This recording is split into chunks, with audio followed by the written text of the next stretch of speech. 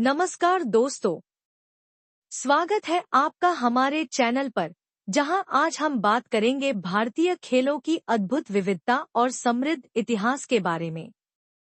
पारंपरिक खेलों से लेकर आधुनिक खेलों में भारत की शानदार उपलब्धियों तक, ये वीडियो आपको ले जाएगा एक अनोखे सफर पर। तो बने रहिए हमारे साथ और जानिए कैसे भारतीय खेलों ने न केवल देश की संस्कृति को समृद्ध किया है, बल्कि दुनिया भर में अपनी पहचान बनाई है। वीडियो को लाइक और शेयर करें और हमारे चैनल को सब्सक्राइब करना न भूलें। चलिए शुरुआत करते हैं। भारतीय खेलों का इतिहास और विविधता अत्यंत समृद्ध और प्राचीन है, जिसमें पारंपरिक, सांस्कृतिक, शारीरिक, मानसिक और आधुनिक खेलों की विस्तृत श्रृंखला शामिल है। प्राचीन भारत में शारीरिक कौशल और मानसिक शक्ति को बढ़ावा देने के लिए खेलों का महत्वपूर्ण स्थान था। महाभारत और रामायण जैसे महाकाव्यों में चतुरंग, मल्लयुद्ध, धनुर्विद्या, गदायुद्ध जैसे खेलों का उल्लेख मिलता है। चतुरंग, जो आज के शतरंज का प्राचीन रूप है, भारत की बुद्धिमत्ता और रणनीतिक कौशल का प्रमाण है। वहीं मल्लयुद्ध, कुश्ती का एक प्राचीन स्वरूप, भारत की शारीरिक ताकत और युद्धकला का प्रतीक है। ग्रामीण क्षेत्रों में खेल जैसे कबड्डी, खो-खो, गिल्ली डंडा, कंचे, पतंगबाजी और भारुंडा पीढ़ियों से खेला जाता रहा है, जो सामूहिकता, उत्साह और मनोरंजन का अद्भुत मेल प्रस्तुत करते हैं। कबड्डी, जिसका उद्भव भारत में हुआ और जो अब अंतर्राष्ट्रीय स्तर पर प्रसिद्ध है, ग्रामीण खेलों की सरलता और कौशल को दर्शाता है। प्राचीन भारतीय शिक्षा प्रणाली में भी खेलों को विशेष महत्व दिया गया, जैसे तीरंदाजी और अश्वारोही कला गुरुकुल में सिखाई जाती थी। इसके अतिरिक्त योग को भी एक महत्वपूर्ण खेल और शारीरिक अभ्यास के रूप में देखा गया, जिसने भारत को वैश्विक स्वास्थ्य और संतुलन का संदेश दिया। मुगल काल में पोलो और शिकार जैसे खेल राजाओं और सामंतों के बीच लोकप्रिय थे। ब्रिटिश शासन के दौरान भारत में क्रिकेट, हॉकी और फुटबॉल जैसे पश्चिमी खेलों का प्रवेश हुआ। भारतीय हॉकी टीम ने ओलंपिक में अपनी क्षमता को साबित किया और लगातार स्वर्ण पदक जीतकर विश्व में भारत का नाम रोशन किया। स्वतंत्रता के बाद भारत में खेलों के प्रति जागरूकता बढ़ी और विभिन्न खेल संगठनों और अकादमियों की स्थापना हुई, जिसने खिलाड़ियों को उचित प्रशिक्षण और संसाधन प्रदान किए। पीटी ऊषा, मिल्खा सिंह, ध्यानचंद, मैरी कॉम, सचिन तेंदुलकर, विराट कोहली, नीरज चोपड़ा जैसे खिलाड़ियों ने अपनी अद्वितीय प्रतिभा से भारत का गौरव बढ़ाया है। क्रिकेट आज भारत में सबसे लोकप्रिय खेल बन गया है, जिसमें आईपीएल जैसे आयोजन ने खेल को मनोरंजन और व्यावसायिकता का नया स्तर दिया है। आधुनिक युग में बैडमिंटन, टेनिस, शूटिंग और कुश्ती जैसे खेलों में भारतीय खिलाड़ियों ने वैश्विक स्तर पर सफलता पाई है। भारत में खेलों को बढ़ावा देने के लिए सरकार ने खेलो इंडिया और फिट इंडिया मूवमेंट जैसे अभियानों की शुरुआत की, जो देश में खेल संस्कृति को पुनर्जीवित कर रहे हैं। पारंपरिक और आधुनिक खेलों के इस संगम के साथ भारत के खेल क्षेत्र का भविष्य उज्जवल प्रतीत होता है। भारतीय खेलों की यह यात्रा न केवल मनोरंजन और प्रतिस्पर्धा का माध्यम है, बल्कि यह समाज को एकजुट करने, अनुशासन सिखाने और स्वास्थ्य को बढ़ावा देने का एक महत्वपूर्ण साधन भी है। कबड्डी, भारत का एक प्राचीन और लोकप्रिय खेल, अपनी सांस्कृतिक विरासत और रोमांचक खेल शैली के लिए प्रसिद्ध है। यह खेल देश की मिट्टी से जुड़ा हुआ है और इसे भारत के विभिन्न क्षेत्रों में अलग अलग नामों से जाना जाता है, जैसे पंजाब में कड्डी, तमिलनाडु में सडुगुडू, महाराष्ट्र में हुतुतु और आंध्र प्रदेश में चेडुगुडू। कबड्डी का इतिहास हजारों साल पुराना माना जाता है और इसके उल्लेख महाभारत और अन्य प्राचीन ग्रंथों में भी मिलते हैं। कबड्डी न केवल शारीरिक ताकत और सहन शक्ति का खेल है, बल्कि यह रणनीतिक कौशल, टीम वर्क और मानसिक सतर्कता का अद्भुत संगम भी है। यह खेल दो टीमों के बीच खेला जाता है, जहां हर टीम में 7 खिलाड़ी होते हैं और खिलाड़ियों का उद्देश्य विरोधी टीम के पाले में जाकर उन्हें छूकर सुरक्षित रूप से वापस लौटना होता है। साथ ही कबड्डी का जाप लगातार करते रहना अनिवार्य होता है। इस खेल में खिलाड़ियों की फुर्ती, दमखम और चतुराई का परीक्षण होता है। ग्रामीण भारत में कबड्डी एक मनोरंजन और उत्सव का प्रतीक रहा है, लेकिन अब यह अंतर्राष्ट्रीय स्तर पर भी अपनी पहचान बना चुका है। भारतीय खिलाड़ियों ने एशियाई खेलों और प्रो कबड्डी लीग जैसे बड़े मंचों पर इस खेल में अपनी श्रेष्ठता साबित की है। कबड्डी की लोकप्रियता को बढ़ाने में प्रो कबड्डी लीग का बड़ा योगदान रहा है, जिसने इस खेल को नई ऊंचाइयों पर पहुंचाया। इस खेल में पुरुष और महिला दोनों वर्गों में भारत का दबदबा है और भारतीय खिलाड़ियों जैसे अजय ठाकुर, अनूप कुमार, प्रदीप नरवाल और अन्य ने इस खेल को वैश्विक मंच पर पहचान दिलाई है। कबड्डी न केवल एक खेल है, बल्कि यह भारतीय संस्कृति और समाज का अभिन्न हिस्सा है, जो सामूहिकता, अनुशासन और संघर्ष की भावना को बढ़ावा देता है। इसकी सरलता और रोमांच इसे हर आयु वर्ग के लिए आकर्षक बनाते हैं। आज कबड्डी भारत के अलावा कई देशों जैसे ईरान, दक्षिण कोरिया, बांग्लादेश और जापान में भी खेला जाता है। यह खेल न केवल खिलाड़ियों को शारीरिक रूप से मजबूत बनाता है, बल्कि उनके आत्मविश्वास और सामूहिक प्रयास को भी प्रोत्साहित करता है। भारतीय खेलों की इस अनमोल धरोहर ने देश को गौरवान्वित किया है और आगे भी यह खेल नई पीढ़ियों को प्रेरित करता रहेगा।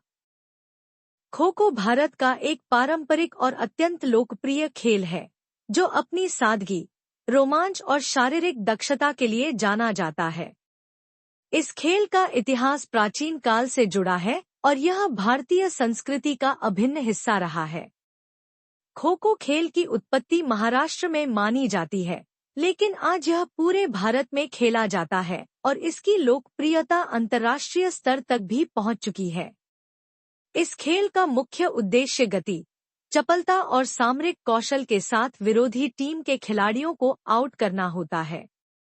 2 टीमों में प्रत्येक में 9 खिलाड़ी होते हैं, जहां एक टीम बैठती है और दूसरी टीम पीछा करने का प्रयास करती है।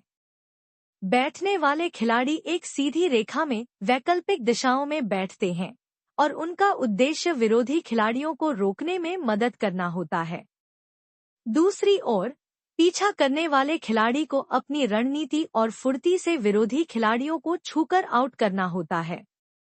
खो-खो में खिलाड़ियों की गति, सोचने की क्षमता और सहनशक्ति का अद्भुत प्रदर्शन होता है। यह खेल केवल शारीरिक फिटनेस को ही नहीं बढ़ाता, बल्कि मानसिक चपलता और टीम वर्क को भी प्रोत्साहित करता है।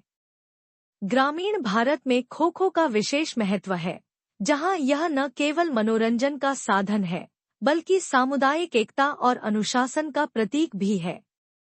आधुनिक युग में खो-खो ने अपनी पारंपरिक सीमाओं को तोड़ते हुए राष्ट्रीय और अंतर्राष्ट्रीय प्रतियोगिताओं में भी अपनी पहचान बनाई है। खो-खो फेडरेशन ऑफ इंडिया के गठन और विभिन्न राष्ट्रीय प्रतियोगिताओं के आयोजन ने इस खेल को नई पहचान दी है।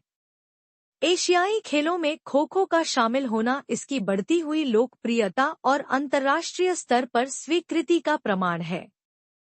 खो-खो खेलने के लिए विशेष उपकरणों या महंगे संसाधनों की आवश्यकता नहीं होती, जिससे यह खेल हर वर्ग और उम्र के लोगों के लिए सुलभ बनता है।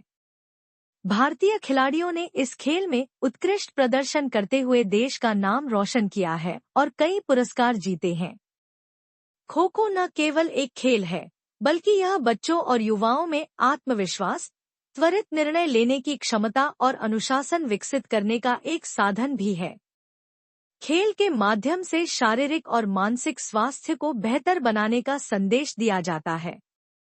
आज खो-खो को स्कूलों, कॉलेजों और स्थानीय प्रतियोगिताओं में प्रमुखता से खेला जाता है। प्रो खो-खो लीग जैसे आयोजनों ने इस खेल को नई पीढ़ी तक पहुंचाने में महत्वपूर्ण भूमिका निभाई है। इसके अलावा खो-खो में निहित सादगी और प्रतिस्पर्धात्मकता इसे विशेष बनाती है। इस खेल का भविष्य उज्जवल है और यह भारतीय खेलों की धरोहर को संरक्षित रखते हुए युवा खिलाड़ियों को प्रेरणा देता रहेगा।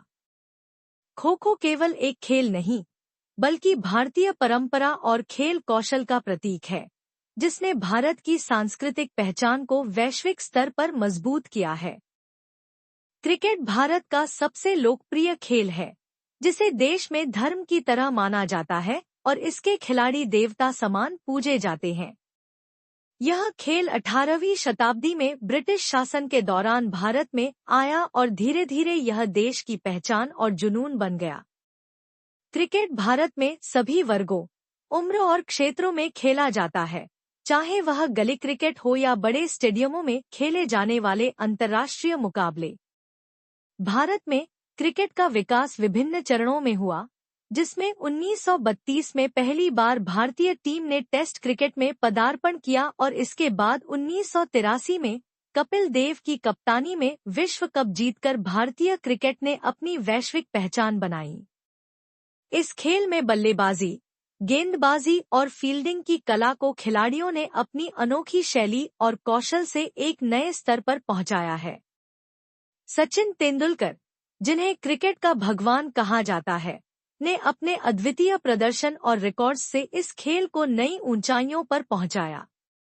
इसके अलावा महेंद्र सिंह धोनी, विराट कोहली, रोहित शर्मा और युवराज सिंह जैसे खिलाड़ियों ने भी अपने शानदार खेल से भारत को कई महत्वपूर्ण जीत दिलाई है। आईपीएल, इंडियन प्रीमियर लीग, ने भारतीय क्रिकेट में क्रांति ला दी है, जहां विश्व के सर्वश्रेष्ठ खिलाड़ी एक मंच पर आकर खेलते हैं और युवाओं को अपनी प्रतिभा दिखाने का मौका मिलता है। क्रिकेट केवल खेल नहीं, बल्कि भारतीय समाज में एकजुटता, उत्सव और उत्साह का प्रतीक बन गया है। चाहे वह विश्व कप हो, टेस्ट श्रृंखला हो या T20 मुकाबला, हर बार भारतीय जनता अपने खिलाड़ियों का उत्साहवर्धन करने के लिए पूरी तरह समर्पित रहती है। क्रिकेट ने भारतीय युवाओं के लिए न केवल करियर के नए अवसर खोले हैं, बल्कि देश को वैश्विक मंच पर एक नई पहचान भी दी है। BCCI, जो विश्व का सबसे समृद्ध क्रिकेट बोर्ड है, ने भारतीय क्रिकेट को संगठित और सशक्त बनाने में अहम भूमिका निभाई है। महिला क्रिकेट ने भी पिछले कुछ वर्षों में उल्लेखनीय प्रगति की है, जहां मिताली राज, झूलन गोस्वामी और हरमनप्रीत कौर जैसी खिलाड़ियों ने अपनी प्रतिभा से देश का गौरव बढ़ाया है। क्रिकेट ने भारतीय अर्थव्यवस्था और मनोरंजन उद्योग को भी गहरा प्रभावित किया है, जहां मैचों के दौरान लाखों लोग टीवी और डिजिटल प्लेटफॉर्म पर जुड़ते हैं। यह खेल न केवल रोमांच और मनोरंजन का स्रोत है, बल्कि यह अनुशासन, संघर्ष और खेल भावना का प्रतीक भी है। क्रिकेट ने समय के साथ भारतीय संस्कृति में इस कदर अपनी जगह बना ली है कि यह आज हर भारतीय के जीवन का हिस्सा बन चुका है। भारतीय क्रिकेट का भविष्य उज्जवल है और नई पीढ़ी के खिलाड़ियों के आने से यह खेल आने वाले समय में और भी ऊंचाइयों तक पहुंचेगा। गिल्ली डंडा भारत का एक पारंपरिक और अत्यंत प्रिय खेल है, जो देश के ग्रामीण क्षेत्रों की मिट्टी से जुड़ा हुआ है और पीढ़ियों से भारतीय बच्चों और युवाओं के बीच लोकप्रिय रहा है। इस खेल का इतिहास प्राचीन काल से जुड़ा हुआ है और इसे भारतीय सभ्यता की सांस्कृतिक धरोहर का हिस्सा माना जाता है। गिल्ली डंडा का खेल न केवल मनोरंजन का साधन है, बल्कि यह शारीरिक दक्षता, फुर्ती और सामरिक कौशल को भी प्रोत्साहित करता है। इसे खेलने के लिए किसी महंगे उपकरण या विशेष मैदान की आवश्यकता नहीं होती, बल्कि यह खुले मैदान, गलियों, खेतों या किसी भी खाली जगह में खेला जा सकता है। इस खेल में मुख्य रूप से 2 उपकरणों का उपयोग होता है, गिल्ली और डंडा। गिल्ली एक छोटी, नुकीली लकड़ी होती है, जबकि डंडा एक लंबी लकड़ी की छड़ी होती है, जिसका उपयोग गिल्ली को उछालने और दूर फेंकने के लिए किया जाता है। इस खेल के नियम सरल होते हैं, लेकिन इसमें खेलते समय खिलाड़ी की ताकत, चपलता और लक्ष्य साधने की क्षमता का परीक्षण होता है। गिल्ली को डंडे की मदद से उछालकर मारने का उद्देश्य इसे अधिकतम दूरी तक फेंकना होता है, जबकि विरोधी खिलाड़ियों का लक्ष्य गिल्ली को पकड़कर मारने वाले खिलाड़ी को आउट करना होता है। गिल्ली डंडा का खेल सामूहिकता, रणनीति और मस्ती का एक अद्भुत संयोजन है।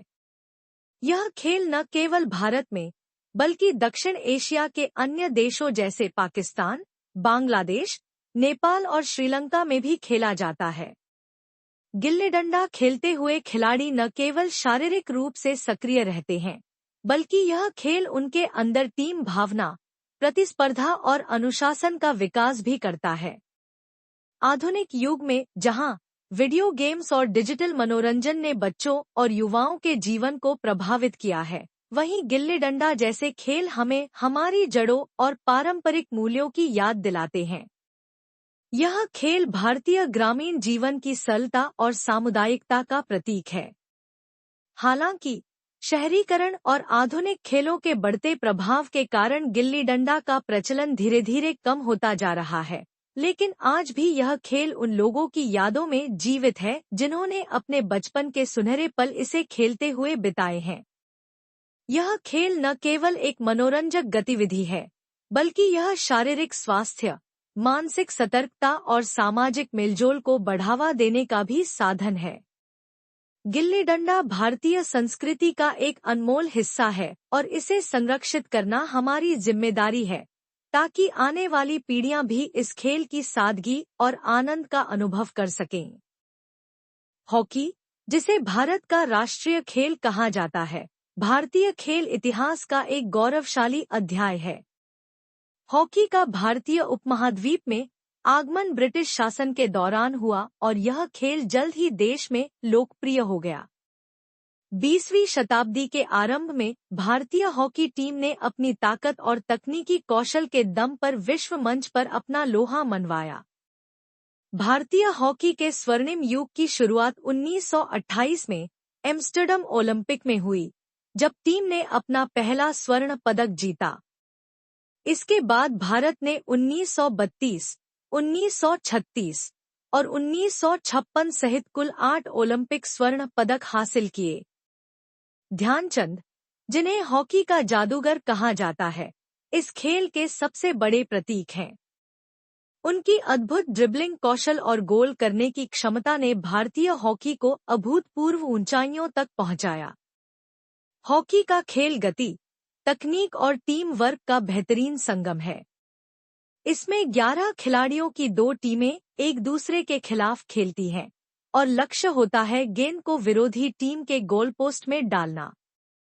भारतीय हॉकी ने समय के साथ कई चुनौतियों का सामना किया है, जैसे खेल के लिए आधारभूत संरचना की कमी, वित्तीय समस्याएं और प्रबंधन की कमजोरियां। इसके बावजूद भारतीय हॉकी ने न केवल एशियाई खेलों और विश्व कप में उत्कृष्ट प्रदर्शन किया है, बल्कि प्रो हॉकी लीग और चैंपियंस ट्रॉफी जैसे आयोजनों में भी अपनी पहचान बनाई है। 1975 में भारत ने हॉकी विश्व कप जीता, जो आज भी देश के लिए एक यादगार उपलब्धि है। हाल के वर्षों में भारतीय पुरुष और महिला हॉकी टीमों ने अंतर्राष्ट्रीय स्तर पर अपनी स्थिति मजबूत की है। 2020 टोक्यो ओलंपिक में भारतीय पुरुष टीम ने कांस्य पदक जीतकर 41 साल बाद ओलंपिक में पदक का सूखा खत्म किया। महिला हॉकी टीम ने भी उल्लेखनीय प्रदर्शन करते हुए सेमीफाइनल तक का सफर तय किया। भारतीय हॉकी के पुनर्जागरण में खिलाड़ियों जैसे मनप्रीत सिंह, PR श्रीजेश और रानी रामपाल का योगदान महत्वपूर्ण रहा है। इसके अलावा हॉकी इंडिया लीग ने युवाओं को अपनी प्रतिभा दिखाने का मंच प्रदान किया है।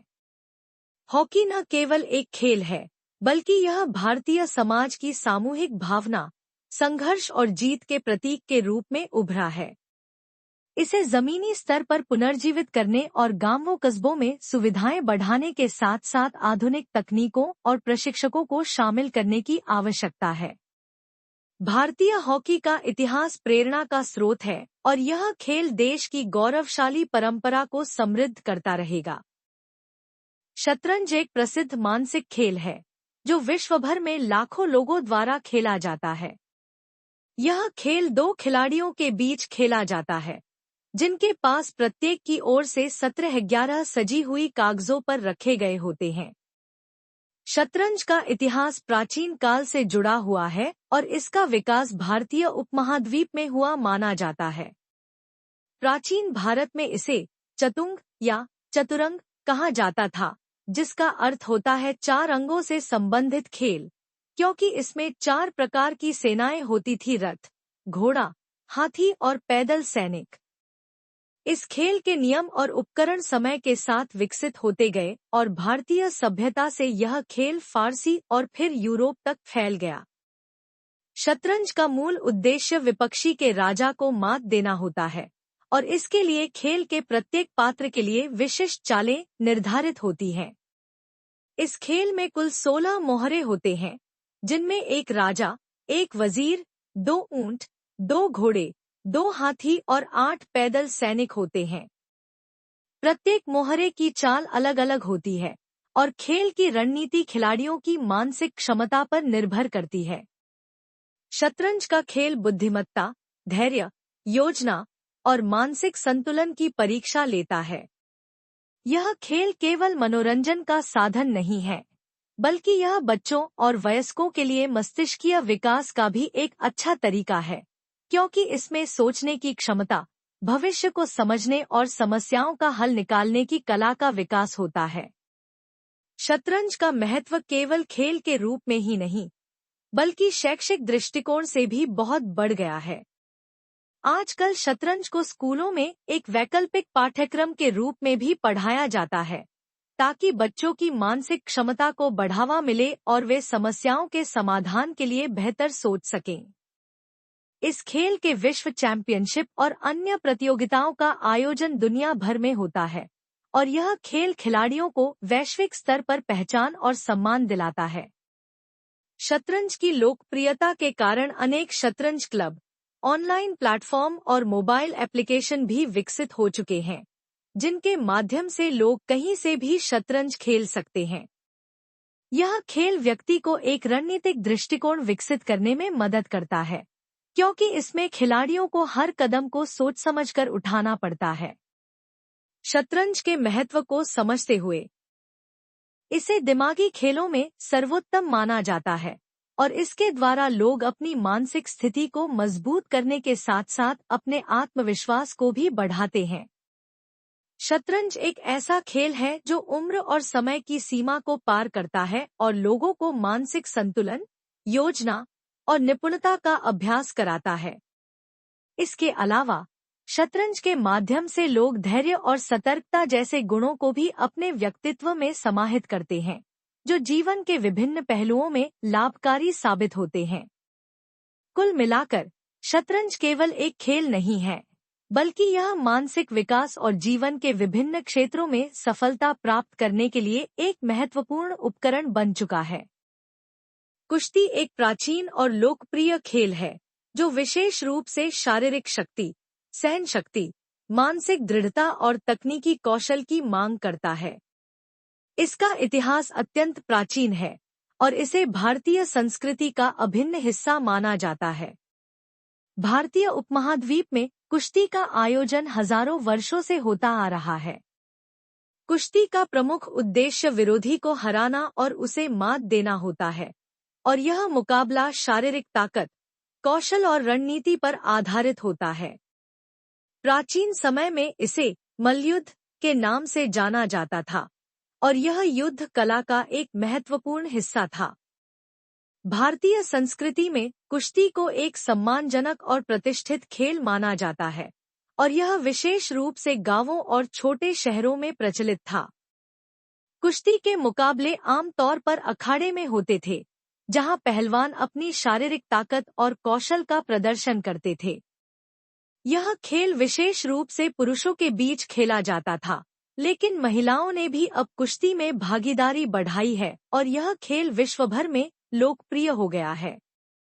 भारतीय कुश्ती में कुछ प्रमुख पहलवानों ने अपनी ताकत और तकनीक के लिए दुनिया भर में पहचान बनाई है, जैसे कि दारा सिंह, कलीमुल्ला, सुशील कुमार और बजरंग पूनिया जैसे पहलवानों ने कुश्ती को वैश्विक स्तर पर प्रतिष्ठित किया। कुश्ती में 2 प्रमुख शैलियां होती हैं, एक फ्रीस्टाइल और दूसरी ग्रीको रोमन। फ्रीस्टाइल में पहलवानों को विरोधी के शरीर के किसी भी हिस्से को पकड़ने और उसे गिराने की स्वतंत्रता होती है, जबकि ग्रीको रोमन शैली में पहलवानों को केवल उनके ऊपरी शरीर यानी सिर, कंधे और हाथों का ही इस्तेमाल करने की अनुमति होती है। कुश्ती के मुकाबले में ताकत, तकनीकी कौशल, संतुलन, गति और रणनीति का महत्वपूर्ण योगदान होता है और इसे जीतने के लिए पहलवानों को अपनी शारीरिक और मानसिक क्षमता का भरपूर इस्तेमाल करना पड़ता है। भारत में कुश्ती को पारंपरिक रूप से अखाड़े में ही खेला जाता है और यहाँ के पहलवानों का प्रशिक्षण भी खास होता है। वे कठिन शारीरिक व्यायाम, वजन उठाने और विशेष आहार पर ध्यान केंद्रित करते हैं ताकि वे अपनी ताकत और सहन शक्ति को बढ़ा सकें। इसके अलावा भारतीय कुश्ती में गुरु शिष्य परंपरा का भी एक महत्वपूर्ण स्थान है, जहां एक गुरु अपने शिष्य को खेल की तकनीक और जीवन के महत्वपूर्ण सिद्धांत सिखाता है। तो दोस्तों, यह था हमारा सफर भारतीय खेलों की दुनिया में, जहां हमने जाना इनकी अनोखी विविधता, इतिहास और खिलाड़ियों की शानदार उपलब्धियां। अगर आपको यह वीडियो पसंद आया हो तो इसे लाइक और शेयर जरूर करें और अपनी राय हमें कमेंट सेक्शन में लिखें। अगर आप ऐसे ही और भी दिलचस्प वीडियो देखना चाहते हैं तो हमारे चैनल को सब्सक्राइब करना न भूलें और बेल आइकन दबाएं ताकि हमारे हर नए वीडियो की अपडेट आपको सबसे पहले मिले। धन्यवाद और फिर मिलते हैं अगले वीडियो में।